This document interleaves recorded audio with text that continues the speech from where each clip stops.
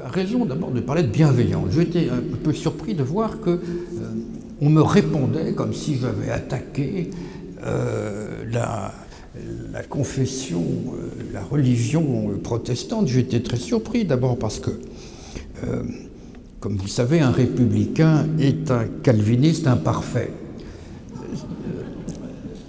C'est-à-dire qu'il ne se consacre pas assez à la lecture et il ne se consacre pas assez peut-être à une certaine fraternité. Bref, j'ai toujours eu plus que de l'estime pour ce qu'on doit, dans la tradition républicaine, à ces apôtres de l'éducation, car vous êtes un peuple d'élite, sûr de son méthodisme, et pas du tout dominateur, mais éducateur. Et vous avez éduqué les républicains, et on vous doit énormément. Donc je n'ai absolument aucune, je dirais, animosité, bien au contraire.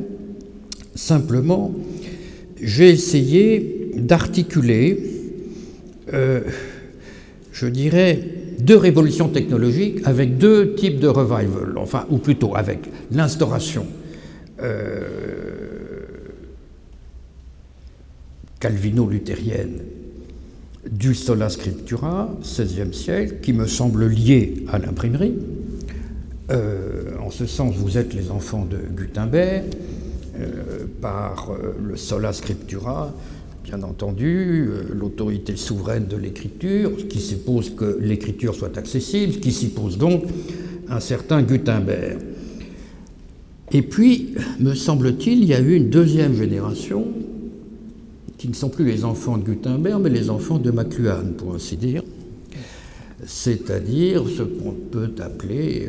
alors, les appellations sont diverses, mais enfin, ce qu'on peut appeler le néo-protestantisme, qui est une formule, que tu as raison de le dire, tout à fait inepte, parce que le protestantisme est néo par définition, puisque Ecclesia reformata semper reformanda, il y a toujours du travail, et le protestant n'a aucune raison de ne pas protester, y compris contre les siens. Donc le néo est en quelque sorte intrinsèque, inhérent à la confession protestante. Cela dit, il y a tout de même, si j'ose dire, une nouvelle vague de néo qui me semble liée, non pas un retour à l'écriture, mais un retour au corps, à l'émotion, via le son, via la danse, via le proteste-son, via le swing, c'est-à-dire après la dévotio moderna, il y aura une dévotio post-moderna qui correspond effectivement à un nouvel état des sensibilités,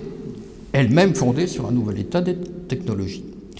Bon, c'est en ce sens que peut se faire une convergence avec le monde américain, dans la mesure où c'est aux États-Unis que se sont créés et que continuent de se créer depuis le début du XXe siècle, et même avant avec la photographie, que se sont créées ces nouvelles technologies. Donc après la centralité de l'écriture méditative est venue, je dirais, la centralité du témoignage émotionnel porté par ce nouvel état des lieux, ce nouvel état du monde. Et donc je suis bien été forcé d'enregistrer qu'il y avait non pas une lutte, mais certainement un décalage.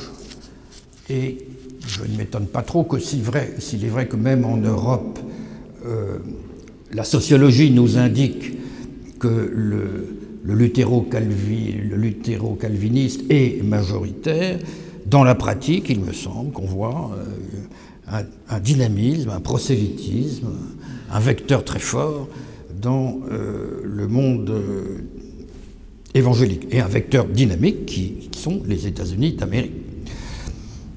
Et il y a tout de même à mon sens, un décalage, on peut avoir un étonnement,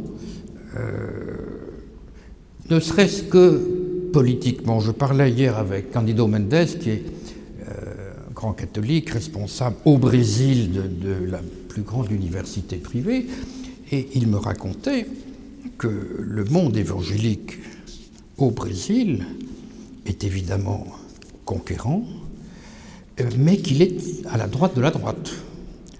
Je n'ai pas l'impression que le protestantisme libéral ait été à la droite de la droite en France. Et c'est même très étonnant, n'est-ce pas? Et on trouve un peu ce phénomène aux États-Unis aussi, n'est-ce pas, autour du Tea Party. Donc c'est un indice, si vous voulez, tout de même d'un changement d'éléments. Alors, je ne dis pas que les canalisations ont été cassées, mais je dis que les anciennes canalisations se voient doublées par de nouvelles canalisations, et avec un transfert géographique qui est intéressant, parce que c'est, disons, par le biais du Sud, enfin du monde négro-antillais, mais également du monde latino, que nous arrive... Et asiatique maintenant. Et maintenant asiatique, avec la Corée par exemple, que nous arrive une sorte de, je dirais, peut-être de transmission, donc peut-être de trahison, mais en tout cas de continuation de l'impulsion protestante qui trouve comme un deuxième souffle, qui trouve dans un deuxième souffle, d'ailleurs paradoxal parce que les tenants de l'Esprit Saint sont très portés sur le corps, bon, beaucoup plus que sur l'écriture et sur, disons, la tradition rationnelle, réflexive, philosophique du calvinisme.